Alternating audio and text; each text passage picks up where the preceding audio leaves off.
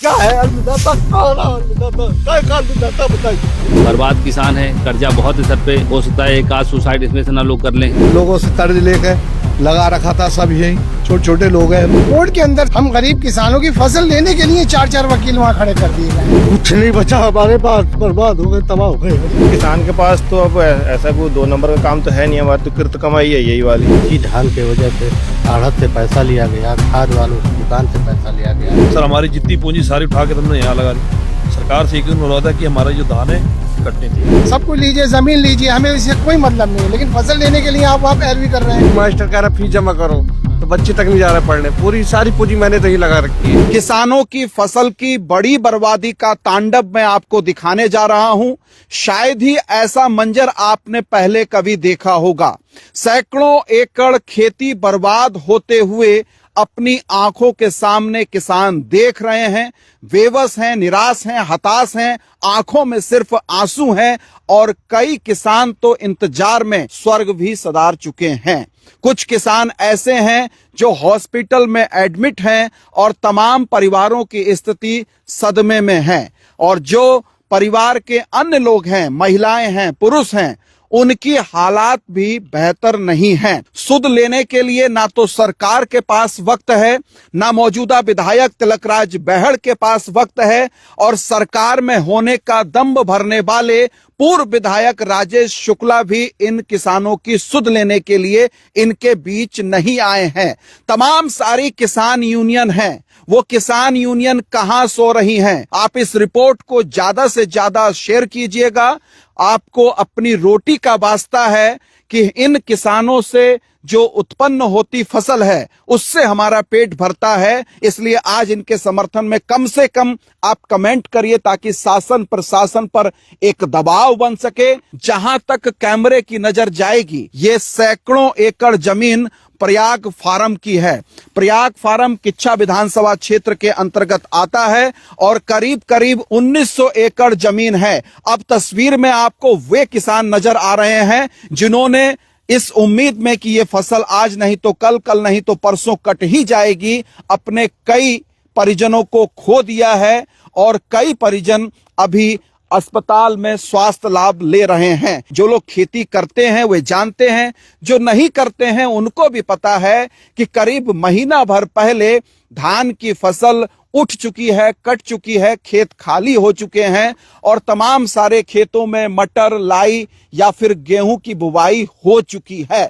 लेकिन ये खेत ऐसा है, अनोखा खेत है, और शासन प्रशासन के अलावा जो न्यायपालिका है, जो धीमी और मध्यम न्यायपालिका हमारी है, उसका कोप भाजन ये पूरी जमीन, ये पूरी फसल भोग रही है। आप इसको इस तरीके से अगर देखेंगे तो हाथ में उठाकर, और इसका जो दाना है, इसका जो अंदर स्थिति है वो बिल्कुल खोखला हो चुका है। और पूरा ये कोई 1 आध 2 एकड़ की बात नहीं बता रहा हूं मैं, 700 एकड़ जमीन में ये धान की फसल लगी हुई है। मैं थोड़ा सा आपको ये ब्रीफ कर दूं कि ये वो प्रयाग फार्म है जो वर्षों से लीज पर है सरकार के द्वारा अग्रवाल बंधुओं को, और 2032 में इसकी लीज खत्म होनी है, लेकिन 25 में ही सरकार ने ये पूरी की पूरी जमीन अधिकृत कर ली है और अपने कब्जे में लेने की प्रक्रिया शुरू कर दी है। ये किसान वर्षों से यहाँ पर ठेके पर खेती करते थे। कोई 30 एकड़, कोई 50 एकड़, कोई 100 एकड़ यहाँ पर ठेके पे खेती करता था। इनको नहीं मालूम था कि इस बार इतना बुरा होने जा रहा है इनके साथ कि अपनी खून पसीने की कमाई को वो यहाँ पर धान की फसल उपजाने में लगाएंगे, लेकिन ये फसल काट नहीं पाएंगे। आपकी कितनी जमीन है यहाँ पर? मेरी 18 एकड़ जमीन है यहाँ पर। जी 70 एकड़। 70 एकड़ है आपकी। आप 25 एकड़ से। 25 एकड़। मेरी 30 एकड़। कब से कर रहे हैं आप? मैं तो कर रहा हूँ 15 साल से। 15 साल से? जी। 15 साल से कर रहे हैं। क्या नाम है आपका? मेरा पिताजी एक्सपायर हो गए, मेरे पिताजी करते थे। मेरा नाम इम्तियाज है। अच्छा, इम्तियाज है। जी, पिताजी जी। करते थे आप? जी, जी, मेरे 15 साल से यही ठेके कर जी, रहे हैं? कई ठेके करते जी। थे। आपका कितना है? 30 एकड़। 30 एकड़ है। आपकी कितना है? 30 एकड़। 30 एकड़ है। जी 40 एकड़। 40 एकड़। 100 एकड़। सब ठेके पर? 60 एकड़। 60 एकड़ है। जी 150 एकड़। 150 एकड़ है। जी 40 एकड़। 40 एकड़। 60 एकड़। 60, 20 एकड़ है। 20, 50 एकड़। 50, 24 एकड़ गन्ना है। 24 एकड़ गन्ना है, गन्ने की फसल भी है। तो अब इधर ये जो पूरा राउंड आप देख पा रहे हैं, ये दर्जनों किसानों की, करीब करीब 2 दर्जन से ज्यादा किसान हैं जिनकी 700 एकड़ जमीन पर इस समय ये धान खड़ा हुआ है। ये धान, आप काफी अनुभवी हैं, मुझे बताइए कि अब ये किसी स्थिति में है ये धान क्या? नहीं, किसी स्थिति में नहीं। अब तो दिखाइए इसको, थोड़ा निकाल के दिखाइए क्या हो सकता है। थोड़ा बहुत है, बहुत ज्यादा खराब ही हो गया। आपके सामने ये देखिए, पूरी तरीके से खराब हो गया, पूरी रंग भी बदल गया सब कुछ। अब अगर अभी भी कुछ दे दे तो कुछ ना कुछ खर्चा वापस आ जाएगा। कितना परसेंट बचा होगा इसमें, ये बताइए। ये कुछ नहीं है, अभी मान लो 30 से भी 20-25% रह गया। 20-25%। मतलब अगर इसका 100 रुपए मिलना चाहिए था तो आज की स्थिति यह है कि सिर्फ 25 रुपए मिलेगा या 30 रुपए मिलेगा, यानी कि 70-75 रुपए का नुकसान हो चुका है। और इसके साक्षी हैं प्रदेश की सरकार, इसके साक्षी हैं यहां की नुमाइंदगी कर रहे तिलकराज बहड़ विधायक और पूर्व में नुमाइंदगी कर चुके राजेश शुक्ला। सत्ता पक्ष के और विपक्ष के तमाम नेताओं से मेरा आग्रह है कि सड़क पर जो आप चीख चीख कर ललकार रहे होते हैं एक दूसरे को, जमीन पर आकर काम करने की जरूरत है। इन किसानों को न्याय दिलाइए तो ये भी दुहाई देंगे और आपका काम भी कुछ होता हुआ नजर आएगा। क्यों अटका हुआ, क्यों है ये मामला, किस लिए अटका हुआ है ये बताइए। सर अटका पता नहीं, हमें नहीं चल रहा पता। आपको नहीं पता चल रहा है? ये हमें बस कह रहे हैं कि कटेगा कटेगा और काटने में रहेगी, हम पता नहीं अब देखते रहेगी। अब तो कुछ बचा ही नहीं इसमें, कुछ नहीं बचा है, कुछ नहीं बचा। जी विनय भाई, क्यों नहीं कट पा रही है फसल आप लोगों की? ये हाई कोर्ट में केस चल रहा है इनका, फार्म का और सरकार का। इनके लड़ाई में हम लोग किसान फंस गए, गुमराह हो गए, खेत ले लिया, काट नहीं पा रहे हैं। मुख्यमंत्री जी से यही मैं अनुरोध करूंगा कि हाई कोर्ट से जैसे आपने नगला वालों को राहत दिलाई है, वैसे ही किसानों को राहत दिला के इनको मुसीबत से बचाएं। यह बहुत बड़ी बात कह रहे हैं विनय राय जी कि जैसे हाई कोर्ट में मामला नगला का चल रहा था, नगला में लोगों को उजाड़ने का, बेदखली का जो पूरा मसला चल रहा था, और उसका श्रेय लेने का काम राजेश शुक्ला पूर्व विधायक करते हैं। लेकिन राजेश शुक्ला जी से मेरा यह निवेदन रहेगा अनसुनी आवाज के माध्यम से कि इन किसानों की भी सुध लें। हमारा सरकार से निवेदन यही है कि 60% जो धान नुकसान हो गया है, जो बच गया है 35%, 34%, वही सरकार हमको काटने दे। जमीन से हमको कोई लेना देना नहीं है। ठेके का जो पैसा आपका जाता है वो एडवांस में चला जाता होगा, पहले चला जाता होगा? जी एडवांस चले जाता दे है, रखा है आप दे लोगों ने रखा है पैसा? जी। तो आपका सिर्फ इतना है कि भाई ये जो अधिग्रहण का मामला है वो सरकार और अग्रवाल बंधुओं का है। आपने जो अपना पैसा लगाकर, खून पसीना लगाकर इस फसल को तैयार किया है, वो फसल काटने का राइट मिलना चाहिए। जी हमें तो सर राइट मिलना चाहिए बिल्कुल। हमारी गलती भी क्या थी इसमें, उस टाइम तो इनकी अग्रवाल के पास जमीन थी, जब हम इस पे जोत रहे थे, धान लगाया, बिजाई करी, सब कुछ कराया, तो उसके बाद हमारी गलती क्या थी, उसके बाद ही हमें काम करने दिया गया इसमें। पेपर में भी निकला था किसान इसमें। तो उसमें चाहती अगर हमारे माननीय मुख्यमंत्री जी कुछ रास्ता निकाल सकते थे, निकालना कोई बड़ी बात नहीं थी ये।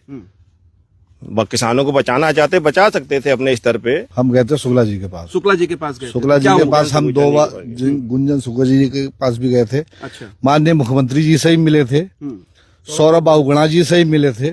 सबने हमें आश्वासन दिया, हमारे साथ में कुछ नहीं करा किसी ने। सबने आश्वासन दिया, कुछ नहीं हो पाया। जी आप क्या कहना चाहेंगे? हम यही कहना चाहेंगे कि हमें धान काटने की इजाजत दी जाए।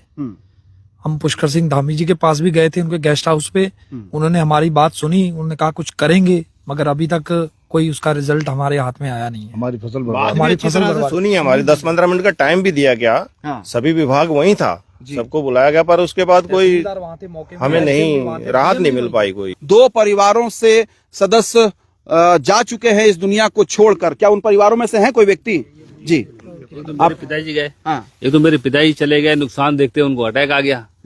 अब इलाज कराया, नहीं हो पाया, अब क्या कर सकते हैं। एक सदमा लगा इस फसल की वजह से, अब कुछ कहने लायक है नहीं। जो बचा खुचा है वही हमें किसानों को मदद करके कटवा दे सरकार। किस तरीके से वो डिप्रेशन में आए, किस तरीके से, क्या हुआ? टेंशन में रहते थे, खेत में आगे बैठ जाएंगे, फिर किसी से बोल चाल नहीं कि कैसे कटेगा। वो भी वकीलों से, तमाम तरह से लोगों से पूछताछ करते रहे, लेकिन सबके पास गए, सबने मदद करने की कोशिश की, लेकिन हाई कोर्ट का केस था, इसलिए सबने अपने हाथ खींचे। बर्बाद किसान है, कर्जा बहुत है सर पे, हो सकता है एक आध सुसाइड इसमें से ना लोग कर लें। तो देखिए किसान अपने आप से ये बोल रहे हैं कि सुसाइड करने तक की स्थिति आ गई है। आत्मघाती कदम उठाने को किसान तैयार है।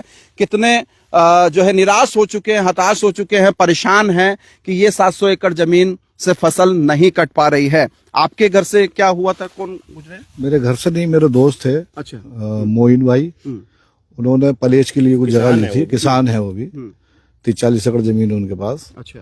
वो ऐसी टेंशन में थे बेचारे, और टेंशन में उनका एक्सीडेंट हुआ और वो एक्सपर्ट। कोई बीमार भी हैं, कई बता रहे हैं बीमार, एक बंदा हमारा बीमार है, वो भी हॉस्पिटल में है जी, अकील अहमद। तो इस तरीके से किसानों की स्थिति चल रही है। अब मैं एक एक राय लेना चाहूंगा, आप क्या कहेंगे, क्या गुजारिश करना चाहेंगे? सर हमें यही गुजारिश करना चाहेंगे कि हमें जो फसल हमारी है वो मिल जाए। उसके बाद सरकार अपनी जमीन चाहे ले सकती है, हमें उससे कोई एतराज नहीं है। कोई एतराज नहीं है। कैसे हालात है, घर के हालात कैसे हैं इस समय? बहुत बुरे हालात है। हमने पैसा उठा के लगा रखा है, इसलिए हम कहते हैं बस जो भी हमारी फसल है, गन्ना है, सोयाबीन है, धान है, हमारा वो फसल उठाने का हमारे को मौका दिया जाए। हम फसल उठा के हम बाहर निकल जाएंगे। नई फसल भी आप कुछ नहीं बो पा रहे होंगे कहीं? कुछ क्या सर, जो भी था हमारे पास था हमने सब इसमें लगा दिया। बच्चों की शादी ब्याह सब कुछ इसी के ऊपर निर्भर है। कुछ नहीं बचा हमारे पास, बर्बाद हो गए, तबाह हो गए हम। कुछ नहीं सब हमारे पास मिट्टी में मिल गए। क्या है अन्नदाता? कौन है अन्नदाता? काय का अन्नदाता बताइए सर। किसान को अन्नदाता कहा जाता है। काय के अन्नदाता मिट्टी में मिल गए, क्या रह गया हमारे पास में? कहीं और भी आप लोग खेती उती करते थे क्या? कहीं नहीं था, सब काम धाम सब कुछ हमने यही लगा रखा था गाँव पे।